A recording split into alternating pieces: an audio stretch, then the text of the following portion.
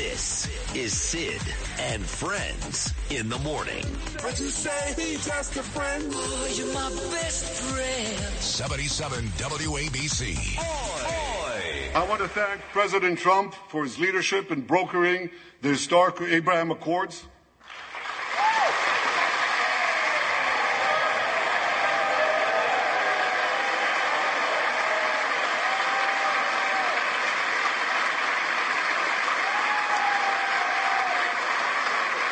Like Americans, Israelis were relieved that President Trump emerged safe and sound from that dastardly attack on him, dastardly attack on American democracy. There is no room for political violence in democracies.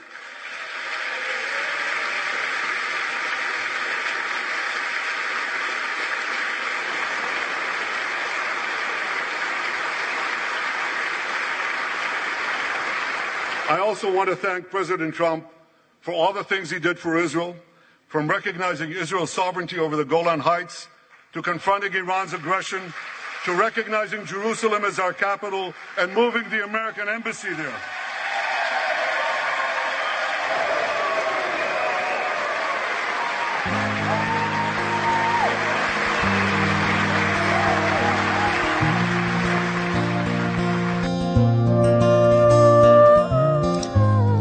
Now, there was, folks, for me, my favorite part of Bibi's speech yesterday, praising my friend Donald Trump. So last week, right before I watched Donald Trump speak from the floor of the convention, a couple of hours before, I was at the Wisconsin House watching my first cousin, who I love dearly. I'm so proud of him, Norm Coleman. He leads the RJC, Republican Jewish Coalition. He put together a great event. I love the speaker, Mike Johnson. He's become a good buddy of mine. I love him. And he had all great speakers there. You know, he had Doug Burgum. He was terrific. Governor Abbott, Kristi Noem, just to name a few. Norm was in the gallery yesterday. I got pictures of Norm with Anthony D'Esposito, my pal from Long Island, Congressman Mark Levin, the great one, and others. Here he is, my first cousin, the esteemed Norman Coleman Jr., Norman, your sisters, I think Shannon and Candy are both listening right now. So there you go. This is a family affair, Sid. So by the way, Netanyahu was fabulous yesterday. So the important number is 57.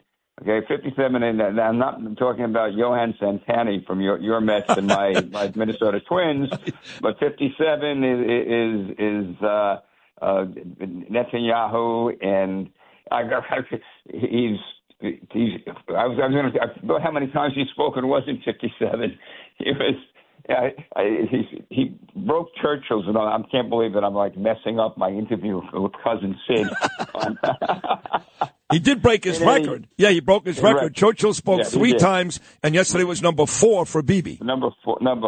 Yeah, it was number 4. But I don't know where I got 57. I was thinking of Johan Santana. I was so amazed that the Mets beat the Yankees, and I was kind of pulling some numbers together on some things, and I realized, so 57 came to me. You know what it was? It was rousing standing ovations. That was the number. He had 57 rousing standing ovations. Is that right? 57. Yes, 57. And by the way, I sat in the balcony. I could have been on the floor. Membership has its privileges, and I could have been there. But I watched, and I stood there and I watched how Chris Murphy from Connecticut, Democrat Senator for Connecticut, and Warnock from Georgia, a number of others. They almost never once raised their hands and applauded. Never once. Sat there. No, they sat there and they looked so angry. They did when Netanyahu applauded Biden. That was the one time that they sat there, their hands. I mean, how could you not? How could you sit there when the Prime Minister of Israel is talking about Israel being America's indispensable ally? He's talking about this being a battle between civilization and barbarism. How could you just sit there and not applaud to say, that's at one point, I think he said, if you want to remember one thing, it's that our fight is your fight. Yep. Our enemies are your enemy. Our victory is your victory. And to sit there and not to respond to that, to me, was Shameless, by the way, that Kamala Harris wasn't sitting behind the dais because she didn't want to have a picture taken with America's strongest ally in this fight against barbarism. But shameless that those folks sat on the floor of the House in that chamber and couldn't applaud the Prime Minister of Israel saying great things about Israel and America. No, you're right. And look, I wasn't there, so I had even a better view. I was watching it on TV. Not only did they not applaud, they looked angry. They had a scowl on their face. And then, like you said, Kamala, who clearly is going to run for president, she boycotted it. Bottom line, she didn't have something else to do, some stupid sorority. She boycotted it. And then you've got Rashida Tlaib sitting in the audience with a paddle that reads genocide on one side and war criminal on the other. It's unbelievable that that's allowed. Allowed right there in the people's house. Well, they chose that was a decision made. It's not allowed, said by the way, but they chose not to, not to enforce that. That was all. They didn't want it. They didn't want to give her, more focus, more attention. That you don't do that. That's third grade stuff, and then that's about the mentality of her and the useful idiots that Netanyahu called out. By the way, I love the line where he's talking about gays for Gaza. That's like chickens for holding a sign chickens for KFC. I mean. I was actually in Israel a couple months ago. I met with the Israeli Speaker of the House, who happens to be gay. And he particularly was talking about, what is this gays for Gaza? Are these people insane? They in Iran, they hang gays from cranes. Okay, they murder women for having a veil over their face. And these folks out there are Iran's useful idiots, not just about Iran, because Iran is behind. That was the other major piece for those of your listeners who didn't get a chance to see it or watch it or haven't read everything about it. One of the key points of this whole speech is that Iran is the enemy, that they're behind all this. They're in fact, funding some of these demonstrations, that they're the source behind the terrorism in the Middle East, whether it's Hamas, Hezbollah, the Houthis, the Shia militias. This is Iran, and Israel is, and in Iran they chant death to Israel right before they chant death to America, okay? Because that's we're the big Satan. They're the one that they want to destroy, and Israel is out there. In effect, they're fighting our battle. Okay, they're shedding, their folks on the field are shedding blood, and the people have already suffered greatly. And America needs to stand with its indispensable ally in the Mideast, Israel. This is my first cousin, Norman Coleman. He was there yesterday for that historic Netanyahu speech. As he pointed out, fourth time, he now has the record, one more than Winston Churchill. There was some very, very emotional moments. Obviously, Noah, the hostage who had a chance, he talked about hugging her mother one more time, and she got to do that because of his daring rescue, which to this day both Biden and Harris still say he should be punished for, which is hard to believe. She was there. And then when they showed on television, you were there, the Israeli soldiers, one guy missing an arm, one guy missing a leg, but the story specifically about the Ethiopian soldier who didn't have a car and ran 8 miles with a rifle. I mean, how beautiful was that? Yeah, it's absolutely stunning. Or the story of the father whose son died, whose son died, and how the father, the family came to Israel in Exodus, and this is another generation, and the father, says his son's death. Says had there not been an Israeli army, and the picture would have been of the kid in the Warsaw ghetto, standing there with the Germans pointing guns, at the Nazis surrounding this kid in the Warsaw ghetto, helpless. But today, his son died, fighting for the people of Israel. There's a Jewish state.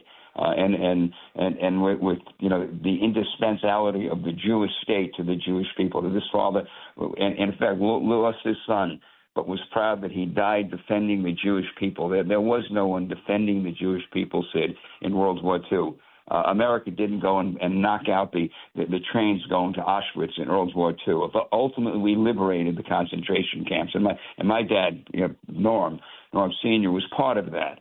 But today there is an Israel that protects the Jewish people and is also protecting American interests, protecting democracy in this battle between civilization and barbarism. God, I miss your father. Uncle Norman, a real war hero, and the apple did not fall far from the tree with my cousin here, his son Norman.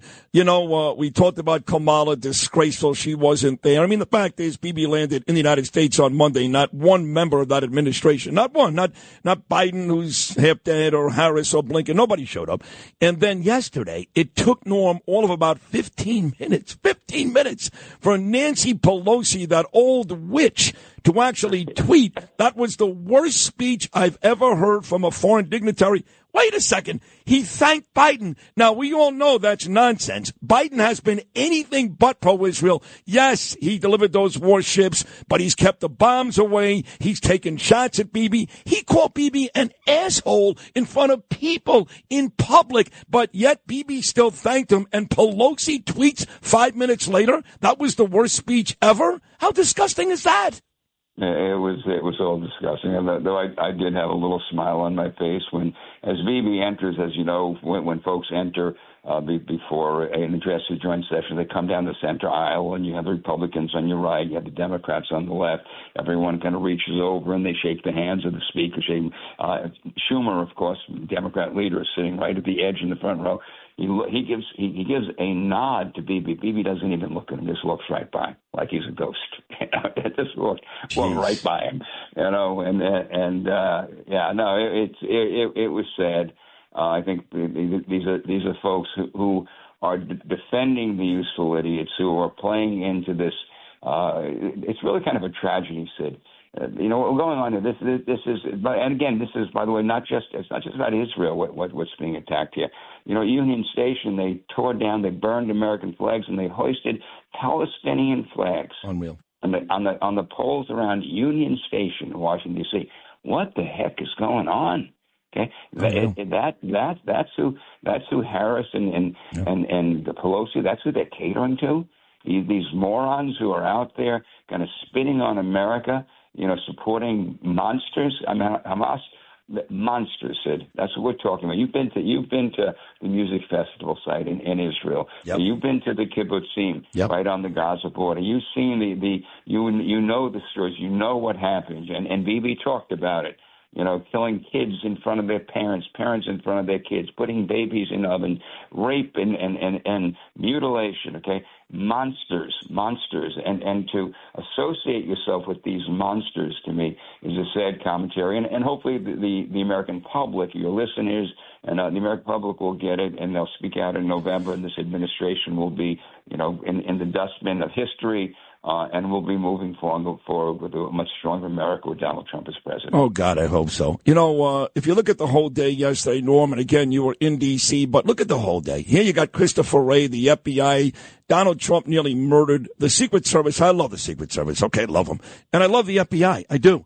But unfortunately, at the top of all these agencies, it's rotten. Thank God Kimberly Chato quit. I got to tell you, Chris Wray, he should quit too. They're worried about DEI. Are you nuts? People can die. The president nearly died. So you had Chris Wray. That was embarrassing and a bunch of lies. You had a bunch of Democrats who didn't show up, and the ones that did sat there miserable when Bibi spoke. Then you had President Biden last night to wrap up the day with an embarrassing waste of time speech where he told us nothing. He could have been honest and said, you know what, I'm pissed. They're forcing me out. I got a couple of years left. So all in all, what a lousy day for the Democrats, no?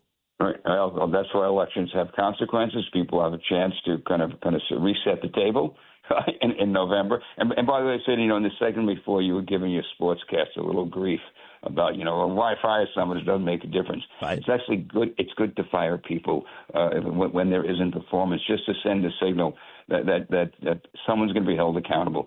Biden doesn't fire anybody. Okay, Cheadle should have been fired. She eventually resigned. You know, the generals oversaw the Afghan withdrawal and the folks State Department. They should have been fired. Okay, yep. You fire people at times, even if it doesn't fix the problem. Yep. Simply send a message to everybody else, okay, that this is not something we'll tolerate. We expect better.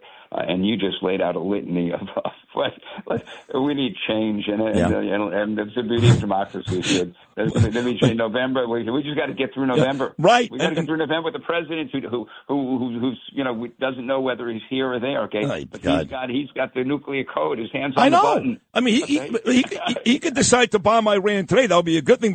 But all that litany, Norm, wasn't 8 months. That was 8 hours. Just so you know. So, so in wrapping this conversation up, you're right, Sid. I accept you. I accept your conclusion. It was a tough day, but that's again, there's a way to respond to all this, and that is in November. And I got to tell you, in elections, the world belongs to those who show up. You can have for all the right reasons. You have the right people running. You have the wrong people in power. But if your team doesn't, show up on the field and doesn't execute, bad things happen. And you've laid out a litany, and we've seen a lot of bad things happen. True. So in wrapping this up, I'm going to go back to Israel on October the 5th. My flights are made. My hotel's made. I really wanted to be there for the 1-year commemoration of October 7th. I'm going to be there, do my show that Monday, actually, from the Gaza border, which is going to be amazing. And I'm going to stay through Yom Kippur. I'm going to go to shul in Israel for Yom Kippur. And it'll be my second trip, of course, since what happened last year. Ava's been back, my daughter, twice. She stayed in the north, actually. And I worry, Norm, I'm really worried, not about the Hamas down in Gaza, but between what's going on in Judea and Samaria, and specifically Hezbollah up in the north. I really worry about the future of Israel. Now, Bibi always makes me feel better. So do you. Groups like the Republican Jewish Coalition, they make me feel better. But the truth is, that's a very, very small country surrounded by a lot of folks, some with nuclear weapons, that hate us. Should I not be worried? Yeah, so let's end this on a positive note, Sid, that Bibi did talk about. He talked about the Abraham Accords. He talked about a coalition of kind of post-Abraham Accords, the other Arab nations. Then he's talking about Saudi, and he's talking about the possibility of Israel-Saudi integration, which will then bring in, I think, Malaysia and Indonesia, and isolate Iran. That is said. We're inches away from that. That's going to happen, and that will pose a better future when Israel's integrated with its Arab neighbors, who are working together to fight Iran, to fight the plague of terrorism. And the last thing, Sid, is you're going to be in Israel, and that's on Yom Kippur. It's going to be a blessing. Remember, speaking to Hashem from Israel is a local call. Okay, so it's you're not calling long distance. It's a local call. You'll be there, and so expect better things to happen as we move forward. I love that. I love you. I really love you, man. I'm so proud of you, and it was great seeing you in Wisconsin and seeing pictures with you and Mark Levin and Anthony, all my friends yesterday. Thank you for all the great work you do. We missed you. They all love you too, by the way. So okay. Oh, Sid's your cousin. It's like who am I? Former senator. It's nothing. Straight garbage, right? Sid Rosenberg, your cousin. Wow. Love you, Sid. I love you, too. You sound like Peter King. He says the same thing. Wait a second. I was a congressman before you. So what? You're friends with Sid. Norm, I love you. Take care. There he is. Take care, cousin. Take care. My first cousin, the esteemed great Norman Coleman.